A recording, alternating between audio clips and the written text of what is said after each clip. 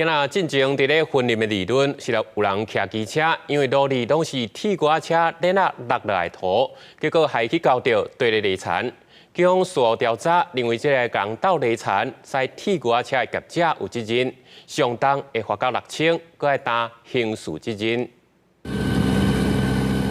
即阵是报仇的时间，有真侪农民无用咧种地，或者是请人来斗相共。不过铁牛仔链仔顶悬的土若是落伫产业道路，阁无随清掉，恐惊会害骑车经过的人累残。安尼骑车危险无？骑无危险咯，会滚啦。我骑的时候都是白天，所以看得到啦。如果是晚上，可能看不到，就会迷到吧。即个月2日，伫咧分林义伦乡的产业道路，就有一个机车骑士经过时，因为去搞着土，所以累残着伤。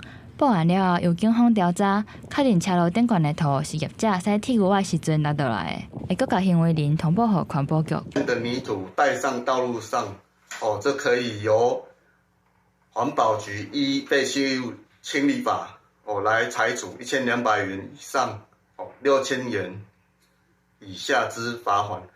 如果还导致该骑士受伤的话，还得负民事跟刑事的责任。在这个耙子，就是我们爬梯上来的时候，我们会给它道路清洁一下。